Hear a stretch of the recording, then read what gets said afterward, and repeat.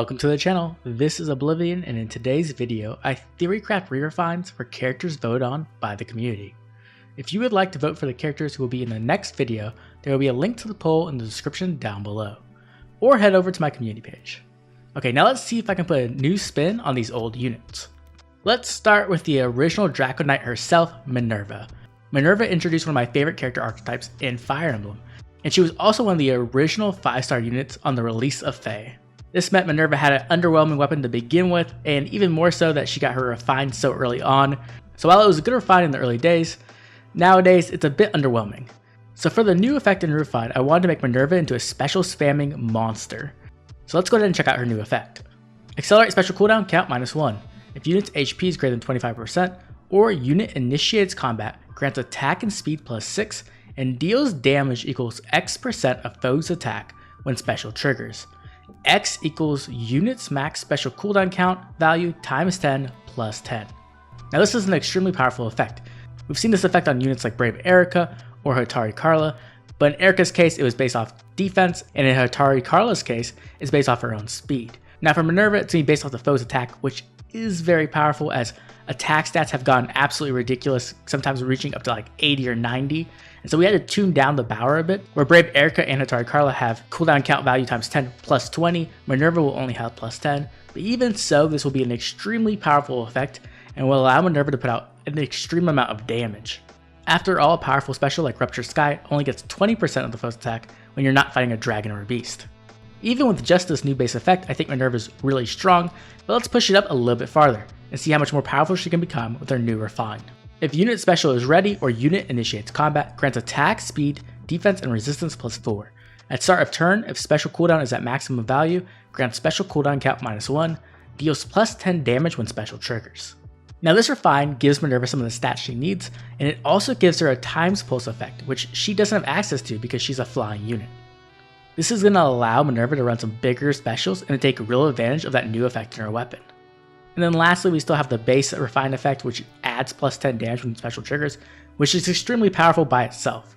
This is going to allow Minerva to just go in and completely annihilate somebody with that first hit, while also making her a versatile unit who can run several different types of builds. I think this new refine and new effect will make Minerva into a very powerful Draco Knight, unlike any other one in the meta. Next we have the Lord of Fates herself, female Corrin. And honestly, female Corrin's refine and a base effect is still pretty good nowadays. She can become a giant ball of stats and actually do quite well. So I only honestly think she needed a bit of a tune-up to just bring her up to the current power level in the meta. My idea to do this is to take full advantage of the debuffs and even add in some more smoke effects. So let's go ahead and check out that new effect. Grant speed +3. At start of turn, inflicts attack and speed -7 on foes within 4 spaces through their next actions. After combat, if unit attacked, inflicts attack and speed -7 on target and foes within 2 spaces of target through their next actions, and grants speed +6 and dodge to unit for 1 turn, and the typical dragon adaptive damage. So this new effect isn't anything insane, it's going to give her that flat speed bonus while also increasing the range of her debuffs, making it so that it's much easier to hit a larger portion of the enemy team. Then we upgrade her attack and speed smoke, giving it the effect of speed with smoke 4, granting her some extra speed and most importantly dodge, which is an effect that dragons typically don't have access to. While female Corrin could run something like Dragon Wall to get damage reduction, dodge is going to be much better as she is a much speedier dragon instead of relying on resistance. And if you want to, you could even double down and put Dragon Wall on her to make her even bulkier. Now let's go check out her new refine to see how much more we can play with these debuffs.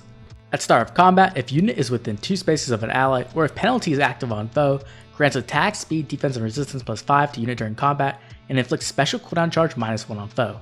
Grants bonus to attack, speed, defense, and resistance during combat equal current penalty on each of target stats, calculate each independently.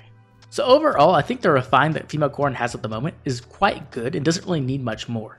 The only thing she really needs is a bit more stats so she can keep up with the current meta, and giving her a nice guard effect makes it sure that enemies can't spam specials on her and get through her ball of stats. This new effect and new weapon refine will allow Corrin to become a monstrous tank that can apply a lot of debuffs while also getting a lot of stats for herself.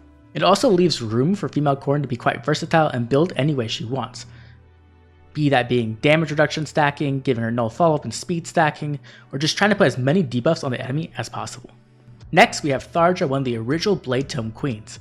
And honestly, Tharja's Refine is still pretty decent nowadays. It does what it needs to, and she can still destroy a lot of enemies with proper investment. With a new effect in New Refine, I really want to imbue the weapon with Tharja's personality. So let's check out the new effect in New Refine to see if I was able to capture that.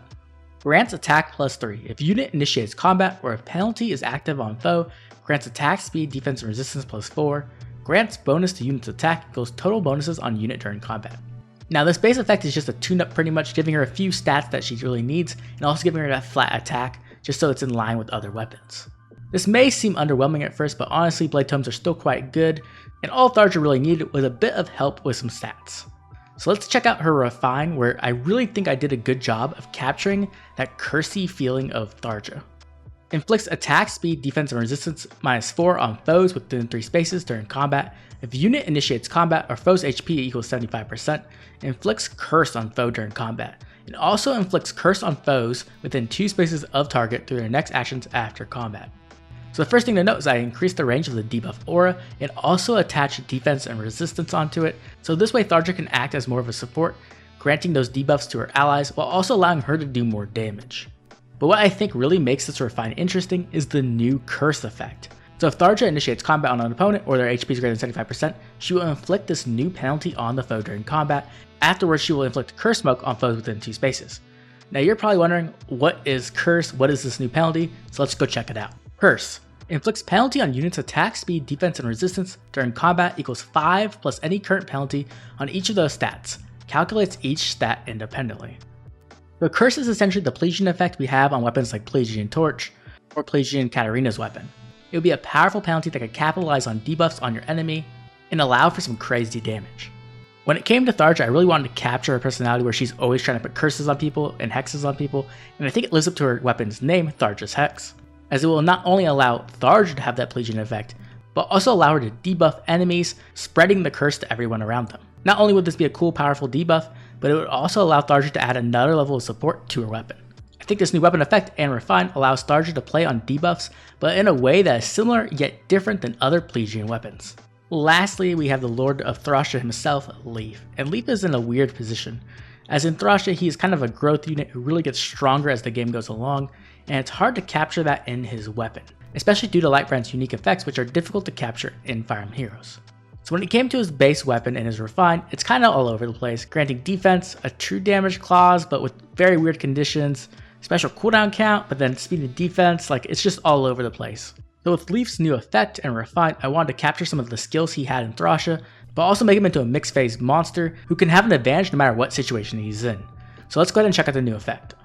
Grants defense +3. If unit's HP is greater than 25% or unit initiates combat, grants attack, speed, defense, and resistance +4, and calculates damage using the lower of foe's defense or resistance. So Lightbrand has the unique effect where it does light damage, and I think that's what they were trying to capture with the weird true damage clause they had in the original weapon, but I thought it would be better and more powerful to just give them adaptive damage, which would allow them to target the foe's resistance if it was lower than their defense.